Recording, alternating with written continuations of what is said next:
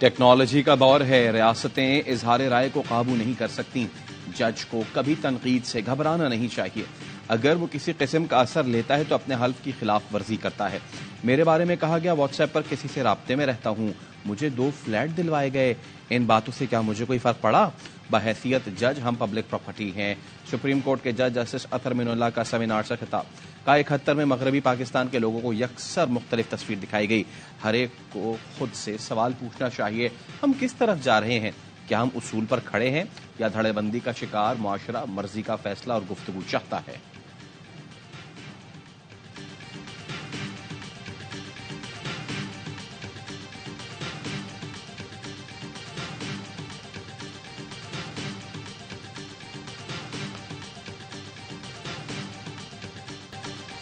قومی cricket team کے سابق کپتان شعیب ملک نے اداکارہ ثنا جاوید سے دوسری شادی کر لی۔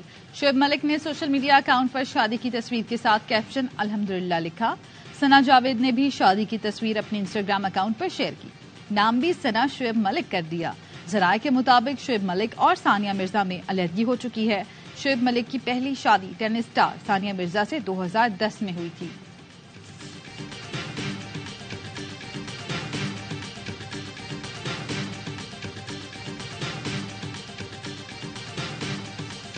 کرکٹرز اور پاکستان شوبز انڈسٹری کے ستاروں کی شعیب ملک اور ثنا جاوید کو شادی کی مبارکباد۔ کامران اکمل، اداکار اعجاز اسلم اور عمران عباس کا نئے جوڑے کے لیے نئے خواہشات کا اظہار۔ معروف ماڈل اور اداکارہ سنیتا مارشل نے بھی نئے جوڑے کو مبارکباد دی۔ شعیب ملک کی دوسری شادی بھارتی میڈیا کی سرخیوں میں بھی شامل۔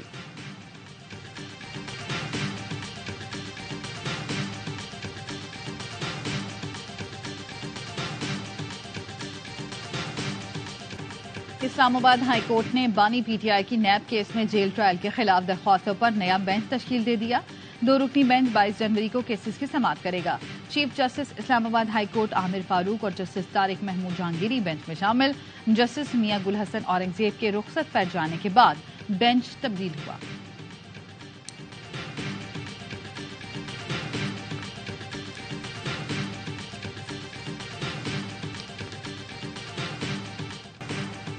پاکستان اور ایران کے سفارتی تعلقات بحال، دونوں ملکوں کا سفیروں کو دوبارہ تعینات کرنے کا فیصلہ۔ وزیر خارجہ جلیل عباس اور ایرانی ہم منصب میں ٹیلی فونک رابطہ، سفیروں کی دارالحکومتوں میں واپسی پر تبادلہ خیال کیا گیا۔ ترجمان دفتر خارجہ کا کہنا ہے گفتگو میں پاک ایران برادرانہ تعلقات اور تعاون پر زور دیا گیا۔ نگراں وزیر خارجہ نے کہا علاقائی سالمیت اور خود مختاری کا احترام تعاون کی بنیاد پر ہونا چاہیے۔ دونوں ملکوں میں کشیدگی کم کرنے پر بھی اتفاق ہوا۔ ایرانی سفارتکار سید رسول موسفی کا دونوں ملکوں کے وزرائے خارجہ کے رابطے کا خیر مقدم۔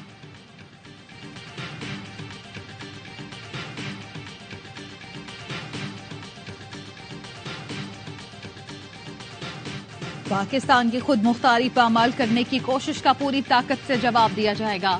عوام کی سلامتی اور تحفظ اہمیت کا حامل ہے، کوئی کسر نہیں چھوڑی جائے گی۔ ایران برادر مسلم ملک ہے، مواصلاتی چینلز کو علاقائی امن کے لیے استعمال کرنا چاہیے۔ تاریخی تعلقات کو مزید گہرا کرنے کی راہ ہموار کریں گے۔ نگراں وزیر اعظم انوار الحق کاکڑ کی زیر صدارت قومی سلامتی کمیٹی اجلاس کا اعلامیہ جاری۔ اجلاس میں بتایا گیا آپریشن مرگ پر سرمچار ایران میں مقیم پاکستانی نژاد بلوچ دہشت گردوں کے خلاف کیا گیا۔ شرکاء نے افواج پاکستان کے رد عمل کو سراہا۔ دہشت گردی کی تمام شکلوں سے آہنی ہاتھوں سے نمٹنے کا عزم ظاہر کیا گیا۔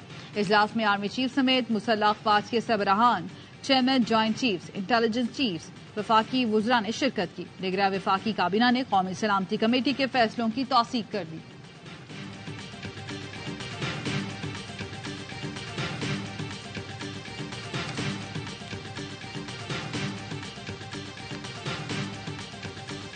چیف الیکشن کمشنر نے لاہور میں پیپلز پارٹی کے انتخابی دفتر پر حملے کا نوٹس لے لیا۔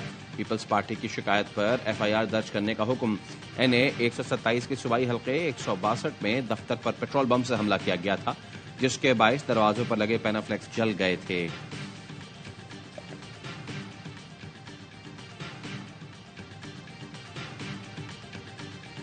الیکشن کمیشن نے انتخابات کے لیے پوسٹل بیلٹ پیپرز کا اجراء شروع کر دیا۔ اہل افراد 22 جنوری تک اپنا ووٹ کاسٹ کر سکیں گے۔ درخواست فارم DRO کے دفتر اور الیکشن کمیشن کی ویب سائٹ سے بھی ڈاؤن لوڈ کی جا سکتی ہے۔ ذرائع کا کہنا ہے سرکاری ملازمین اور اہل خانہ جو الیکشن کے دن متعلقہ حلقوں سے دور ڈیوٹی پر ہوں گے، زیر حراست قیدی اور ملزمان جسمانی معذوری کا شکار افراد بھی پوسٹل بیلٹ پیپر سے اپنا ووٹ کاسٹ کر سکتے ہیں۔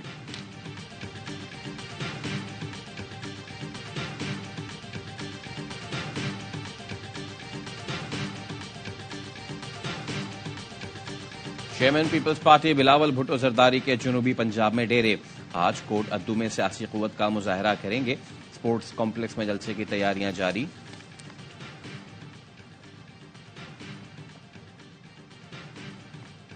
اور سرگودا میں آزاد امیدوار صادق علی کی وفات کے باعث NA 83 اور 85 میں الیکشن ملتوی۔